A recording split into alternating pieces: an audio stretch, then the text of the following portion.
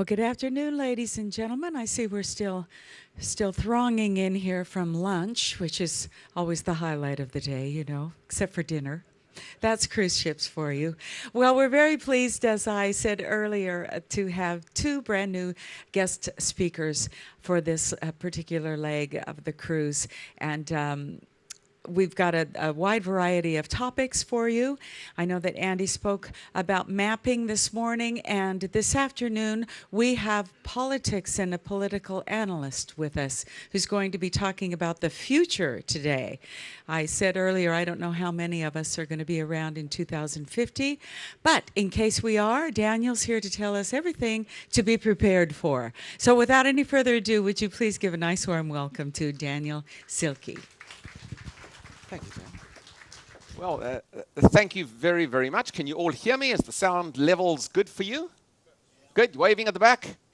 Yes, thank you very much. You're waving now. You may be throwing things at me by later on in the presentation.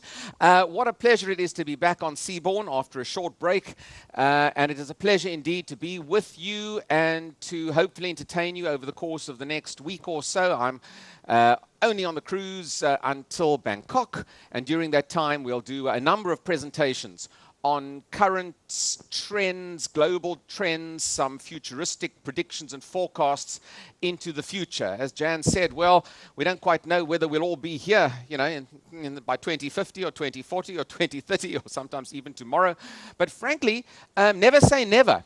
And when we look at future predictions and projections, it's very possible that with advances currently in longevity, many of us might well be around for much longer than we'd planned for. So, it's not just science fiction stuff, everybody.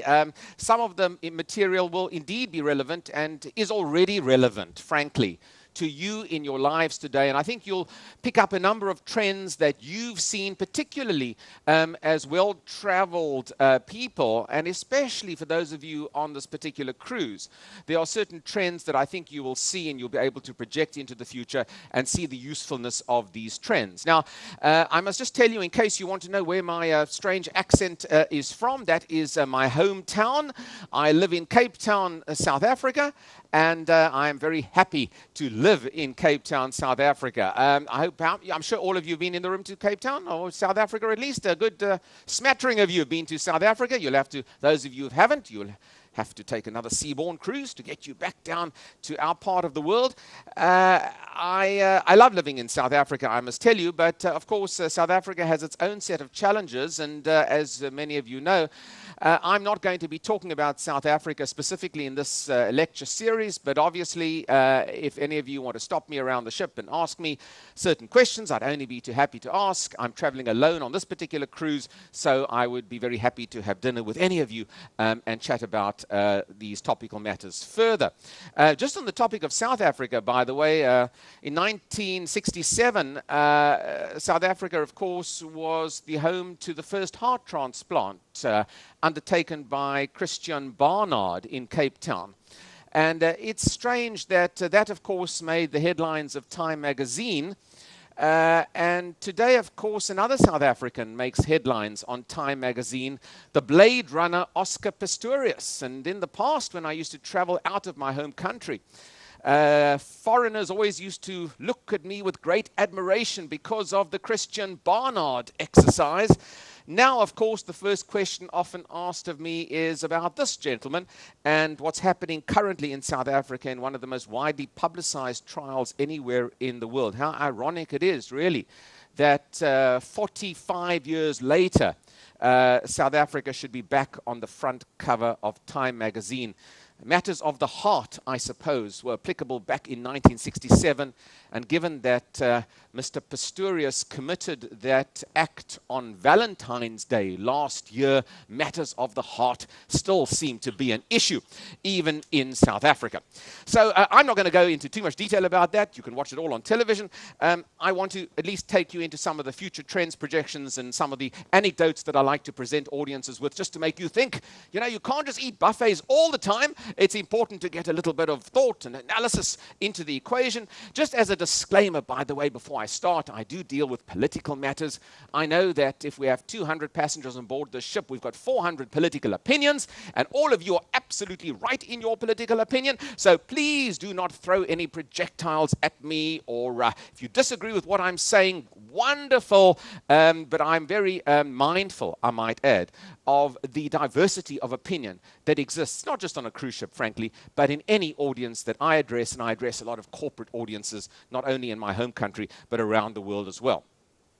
Let me get into the sort of the nuts and bolts of the presentation. And I think, for all of the great global trends out there, and it's a theme that will recur in the future presentations that I do, one of the most important trends that we look at right now is obviously the trend around demographics, population growth around the world. You've certainly seen that over the course of the last few weeks if you've been on this cruise. I spent a few days in Hong Kong, and I just had a sense and a feeling for that population, that throng of people, particularly in this part of the world. Whilst you are here with me today, in the next 40 minutes or so, about just under 500 babies will be born in the United States. 500 babies every 50 minutes to an hour or so born in the United States. That microphone sounds as though it's is it irritating you, that little noise? It's irritating me a little bit, but let's see. I'm not quite sure. Let's see if we can just loosen it up a little bit, and maybe I won't move so much. 500 babies born every single hour or so in the United States. In China, over 2,000 babies born every single hour of every day. And you've just got to, frankly, I should just stop talking and let you ponder upon this remarkable statistic of 2,000 babies born every single hour in China. And for that matter, if you thought that was a lot, my friends, I would suggest that you look at India with 3,000 babies born more or less every hour of every single day. Higher population birth rate in India, and eventually India's population will overtake that of China in the relatively near future as it happens. So again, for all of the pontification and analysis of this world, issues surrounding A, mouths to feed, and B, rising populations with rising expectations are clearly occurring in dramatic form in certain regions, countries of this world, and two of the big players I put up on the screen. I will be discussing a little bit more about China and a little bit more about India in the next presentation that I do, but suffice to say that's a scene setter for where the world is going. And we are currently traveling in a quadrant or a circle of the world, that particular circle on the screen, where there are simply put more people living in that little area here of this world than in the entire rest of planet Earth. That's the reality of the situation right now. It's quite remarkable when you look at a map like that and you consider the population densities of this particular region. It's interesting, too, that, of course, tomorrow we arrive in Vietnam. And Vietnam has a substantial population. Vietnam's population currently is just over 90 million people. So that makes Vietnam more populous, I might add, than the United Kingdom. It's more populous than France, a substantial population. And it's just interesting to see that Vietnam's population here at about 90 odd million here is expected to go to over 100 million by 2050 and into the 2060 period, before dropping off a little bit due to an aging population. But still, we're going to have a 100 million population strong Vietnam over the course of the next 20 years. Population growth, in particular in these regions of the world, continuing unabated. On my home continent of Africa, 60,000 new lives come onto that continent every single day. 60,000. And in a later talk, I will be talking also about Africa's rise. For the skeptics here that Africa will never rise, I would like to present you the case for a rising Africa and the importance of Africa in the global context as well. And we'll do that in a later lecture. But in terms of global trends, my friend, we've got to have a sense of humor as well about some of the issues that we chat about. Otherwise, we'll just jump off the ship in terms of depression. I want to start with some of the trends other than demographics by simply talking about shifting power relationships. Who's got economic power in the world today? And as a result, in a sense, who's got political power?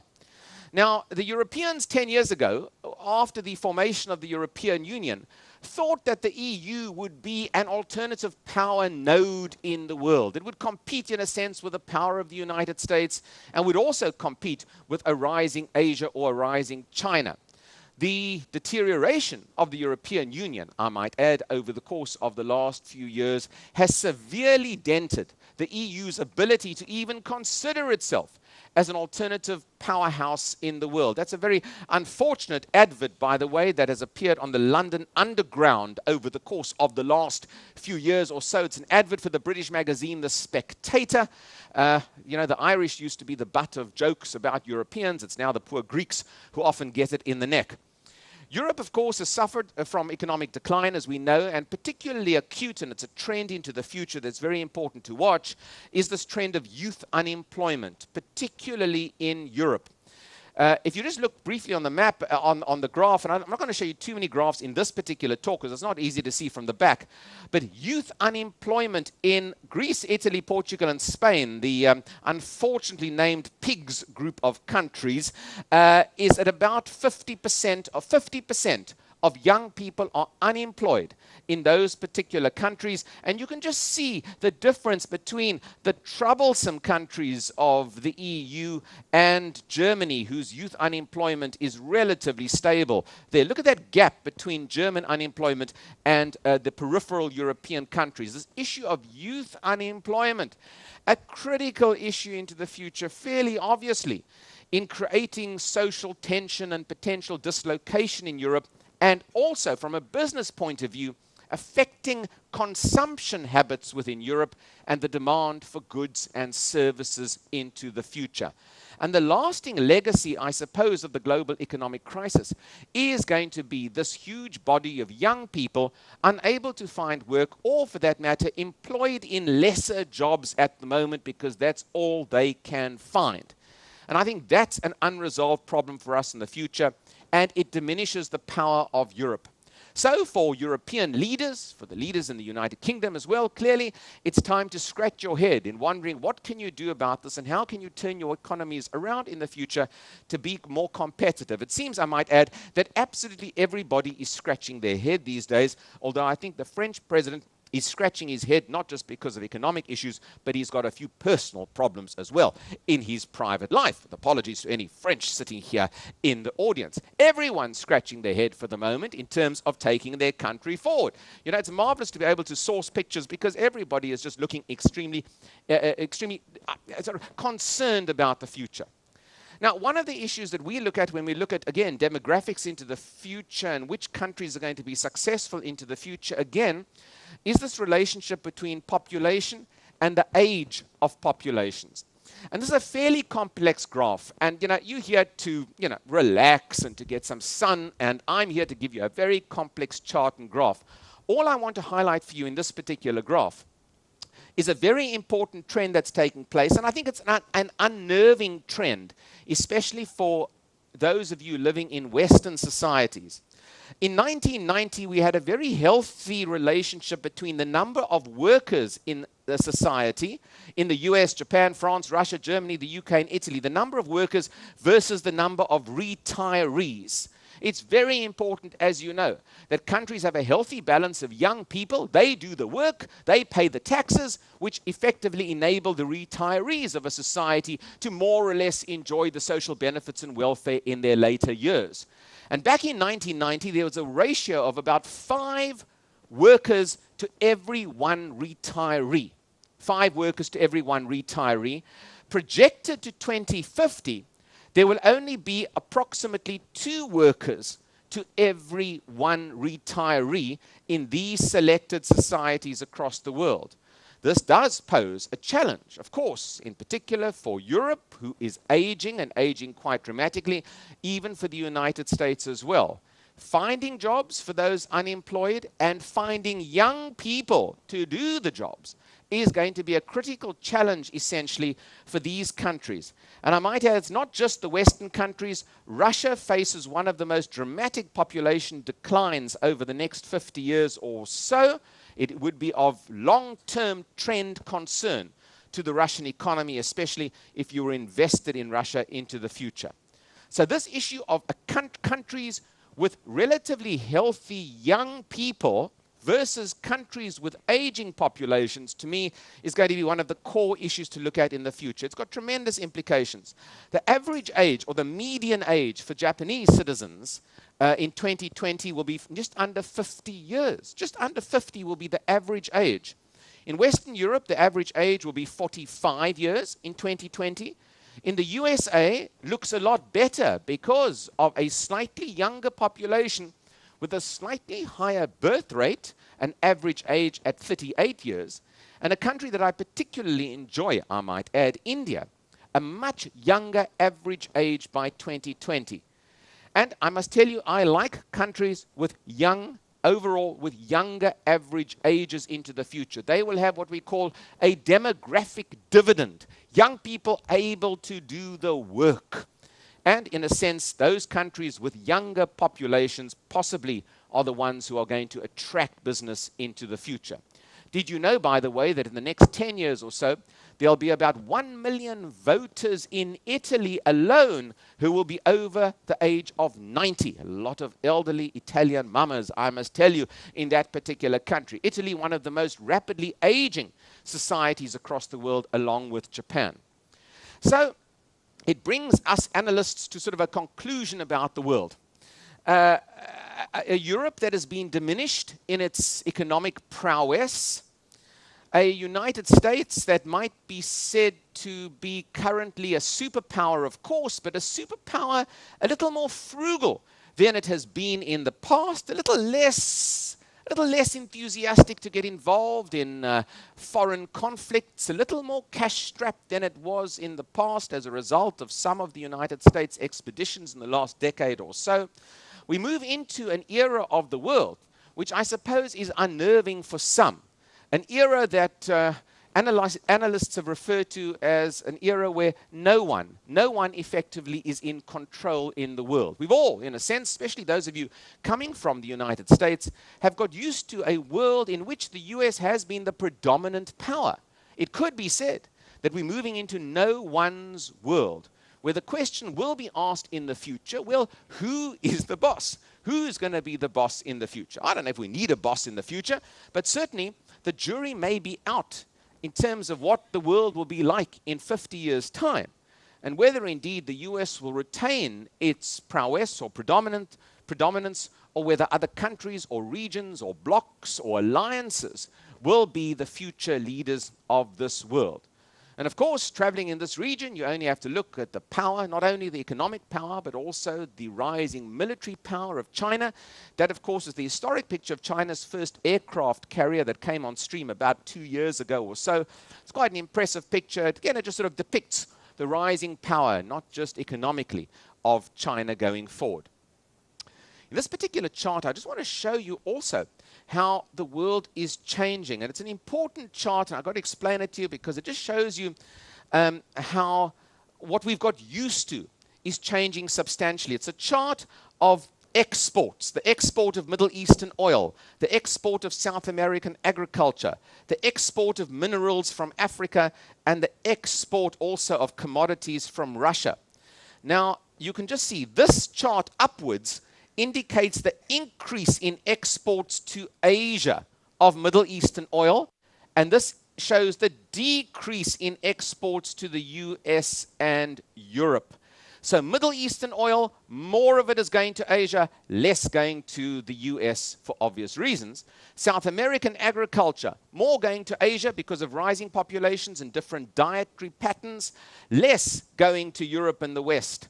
African extractives, going to Asia, less coming to the West, and for Russia, exactly the same. And as, of course, these core exports in the world change their geographic pattern, so the relationships between countries and regions change as well. Africa suddenly becomes a lot more important to China, and obviously China becomes a lot more important to Africa as well. The developing world becomes a lot more important to the new economic powerhouses of the world in future. And I throw that in because it does point to a world in future where the power relationships that have existed between countries also change, and change quite dramatically.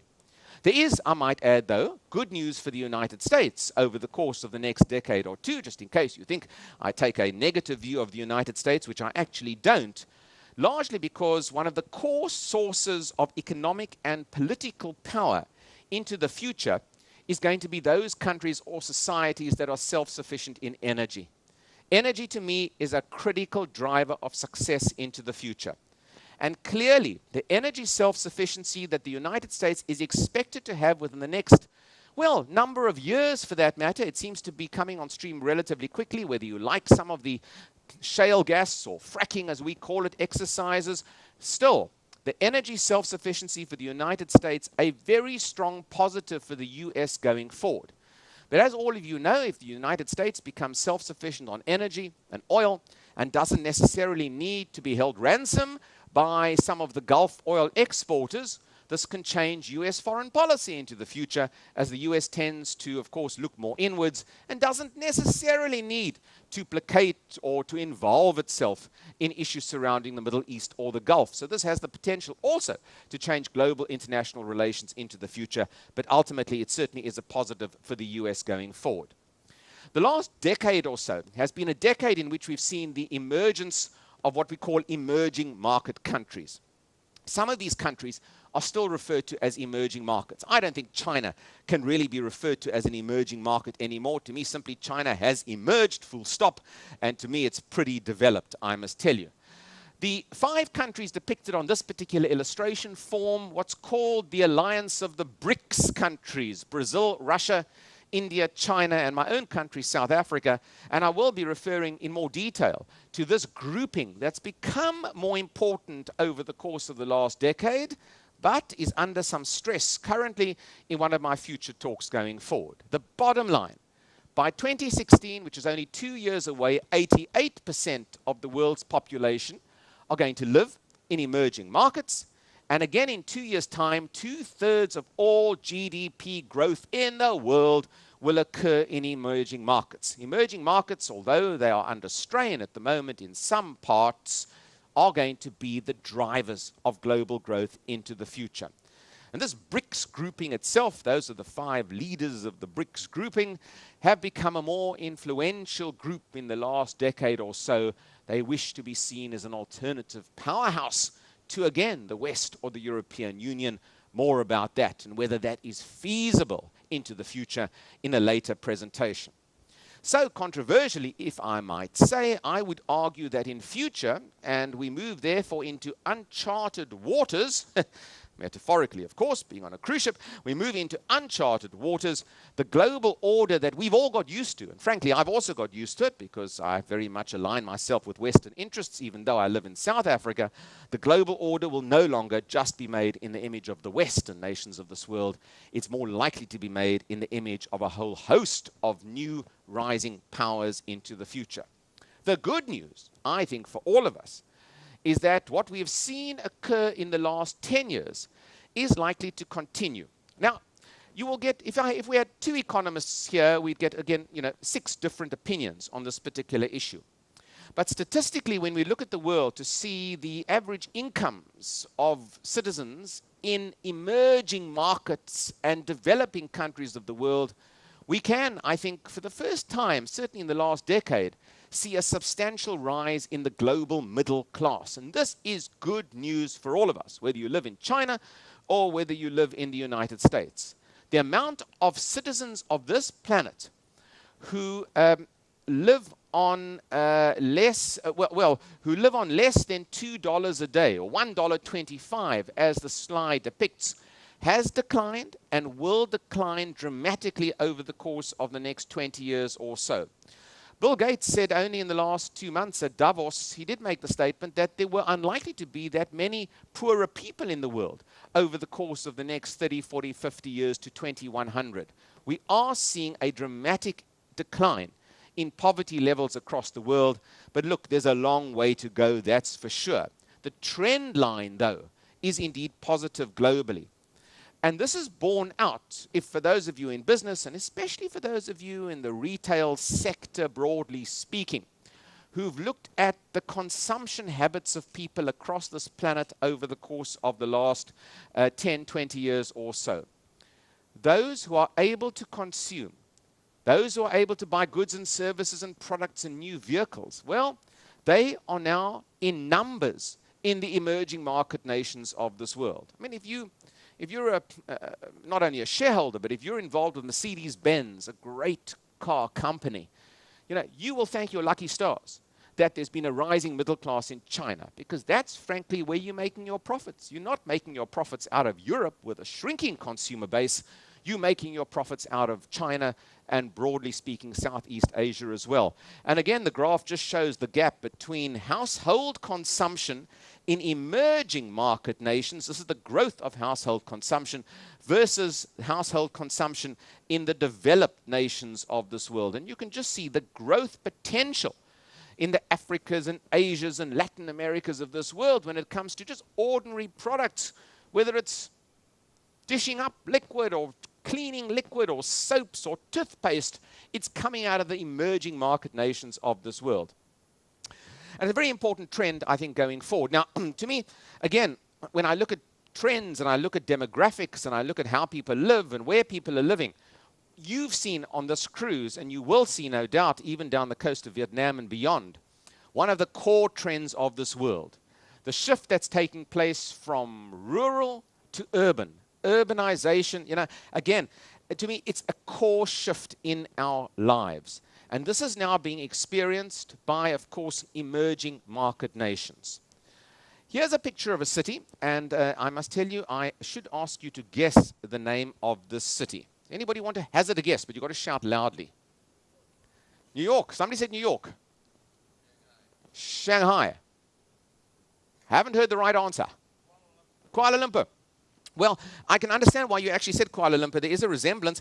I should offer a very, very good prize to anybody who guesses the name of the city, because this city is often referred to as the biggest city in the world that you may have never heard of.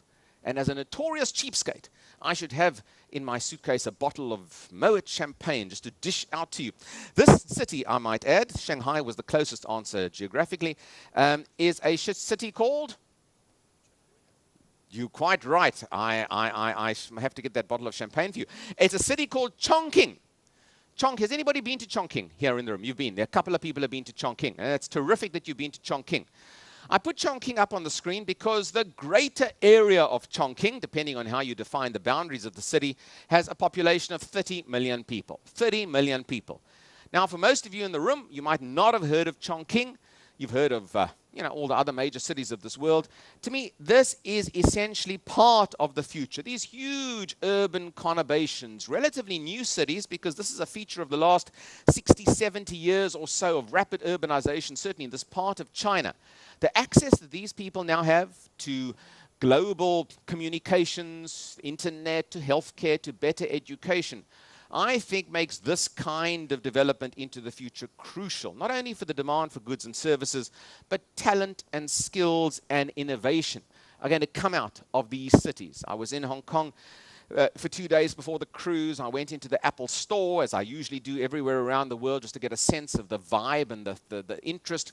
There was a lecture being given in the Apple store by 2 young Chinese graphic designers who gave a superb presentation of the recent work that they have done for corporate clients. They're coming from cities, not from the big cities that we all know about. They're coming from cities like Chongqing. Urbanization is dramatic across this world. It's got challenges, it's got advantages as well. By 2050, more than half the world's population, by the way, will indeed be urbanized, and people are generally getting better access to all of the benefits that a city tends to bring.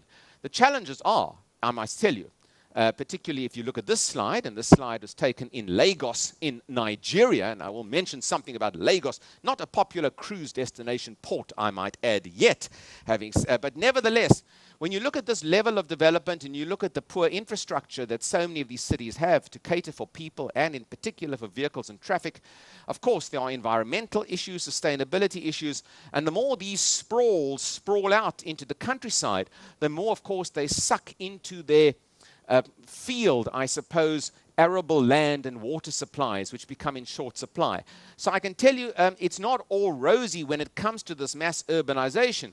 but most economists that look at statistical depictions of people who move from rural to urban will tell you that the urban environment tends to correlate with better than average GDP outputs per person. Interestingly enough, I'll do that a little bit later when I do Africa in another lecture.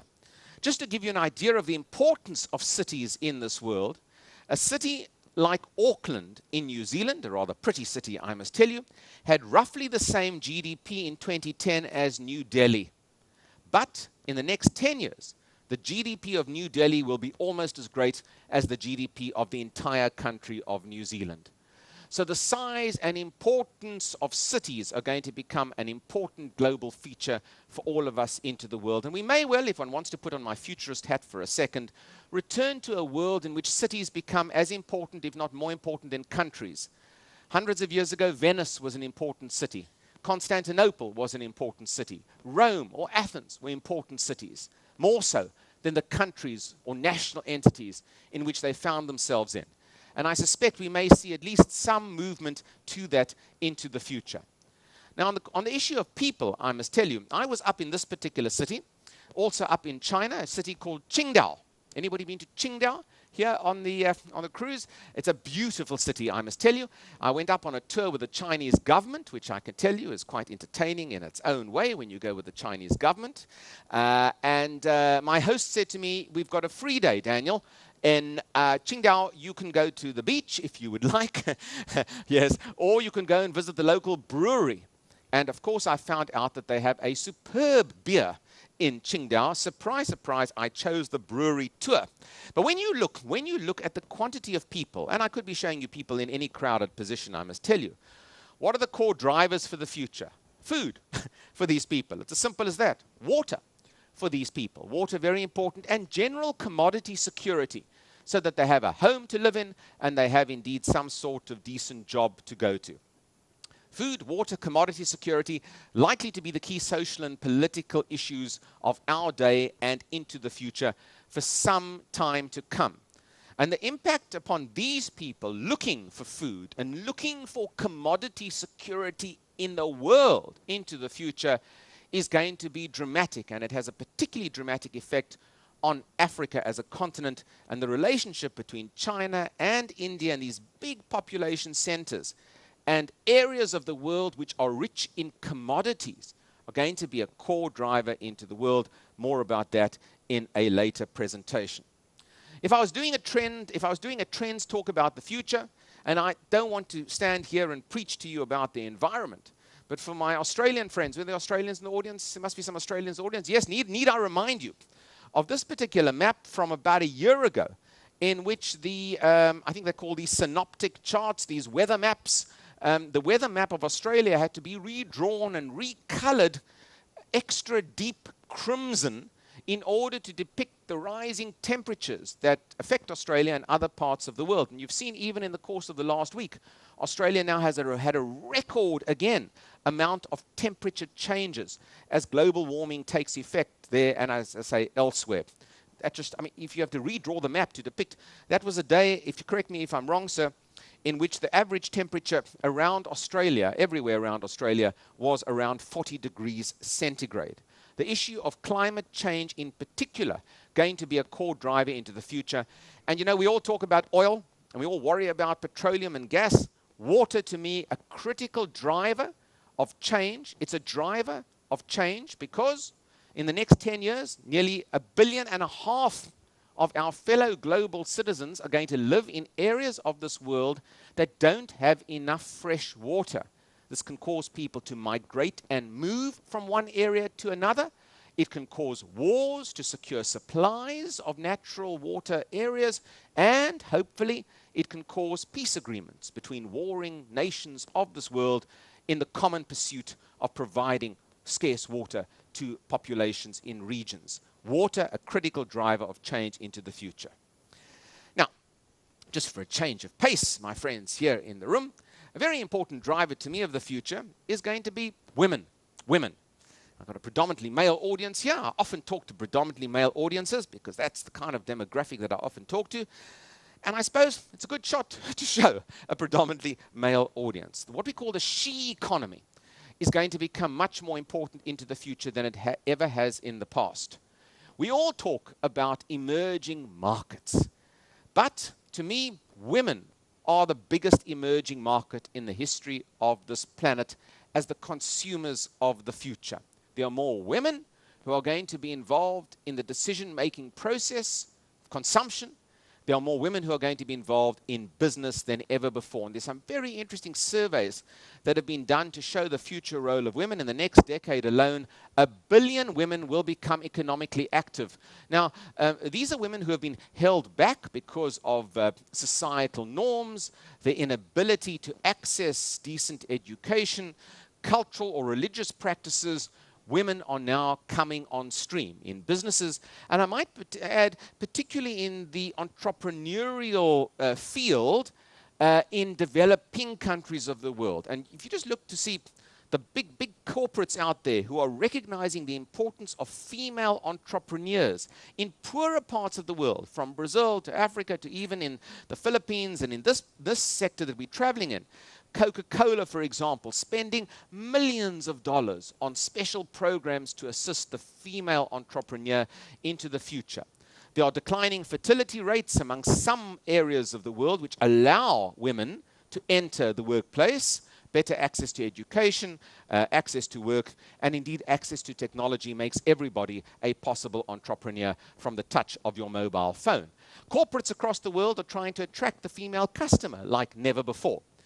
As you can see, Moet, as I've mentioned them before, went on a campaign to try and attract female drinkers. It seems to be the alcoholic beverage companies are indeed keen to attract female customers. In Africa, this is a cider product that, again, directed at African women.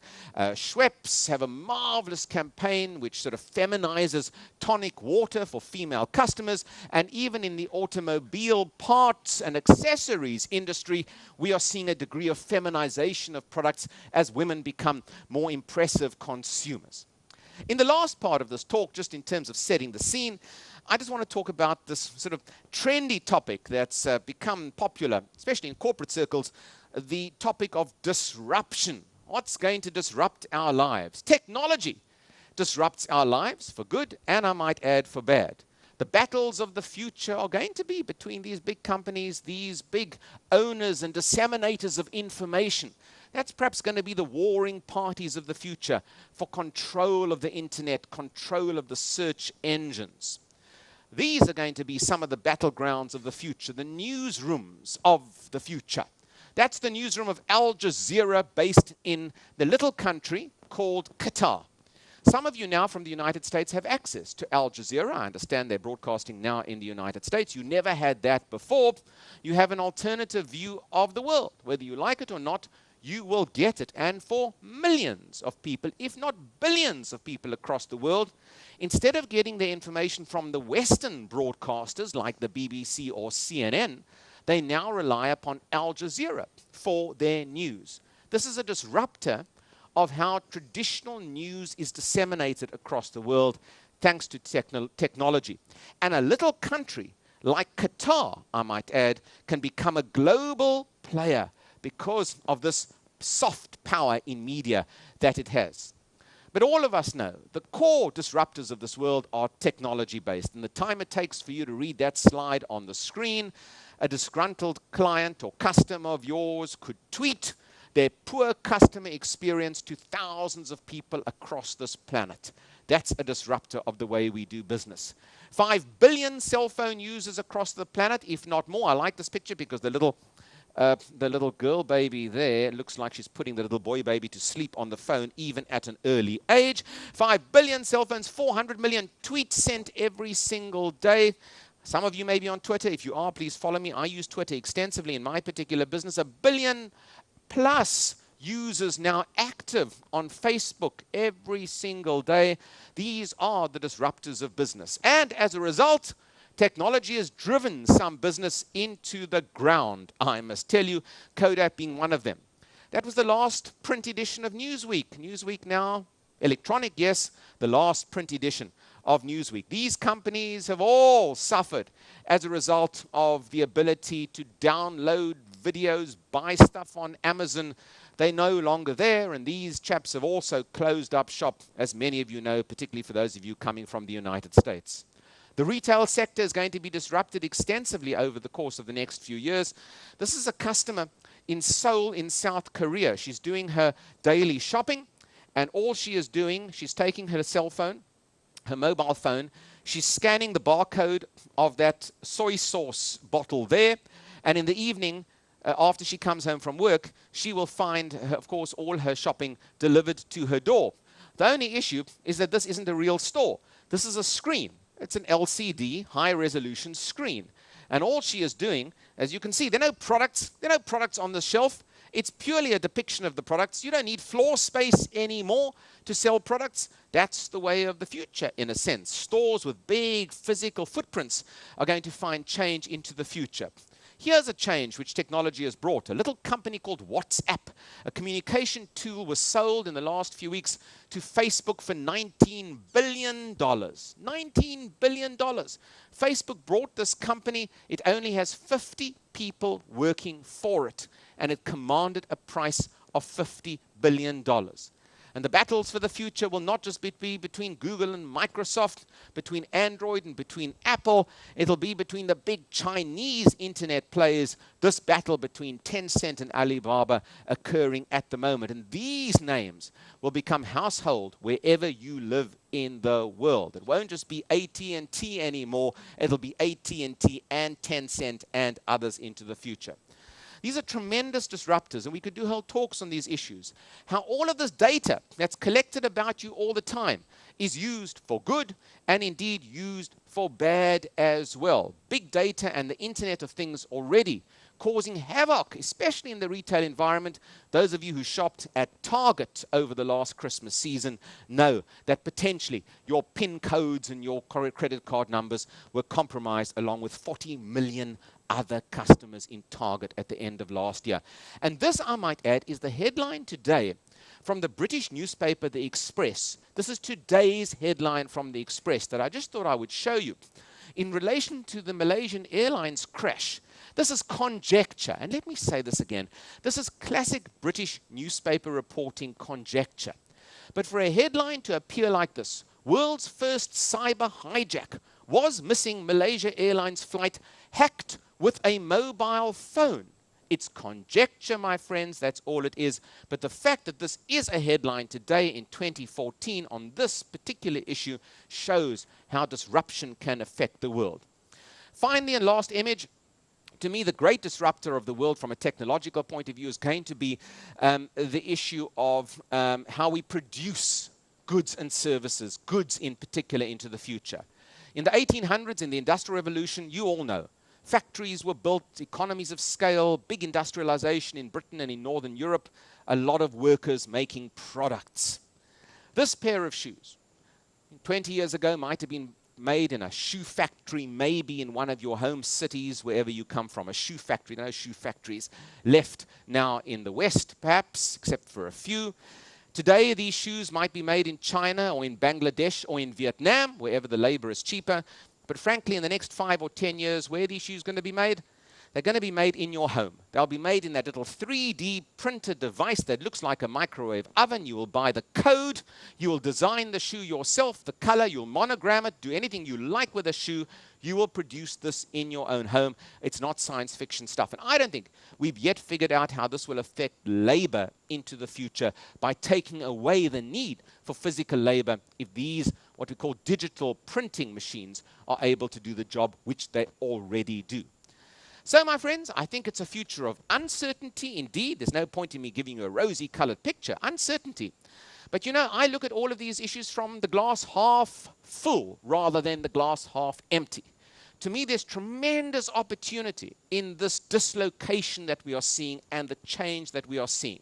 So when it comes to making investment choices, when it comes to making career choices for younger people in particular, clearly looking into some of these trends, critically important. That's the service that I tend to offer to businesses. But it's certainly part of my great interest to travel around the world and look at some of these trends. And you'll see them when you hit Vietnam tomorrow. If you're interested further, the plug for my product, I don't sell these products physically. I walk the walk, I suppose. You can purchase my book from Amazon. It's a much cheaper way and much more effective way of getting my book rather than the hard copy version. I don't have to trek around the world with copies of the book. I hope at least I've given you some food for thought. It might distress you. You might never come back to see another lecture of mine. But if there are any questions or any further discussion, I'd be only too delighted to chat to you during the course of the rest of the day and, of course, during the cruise. Thank you so much for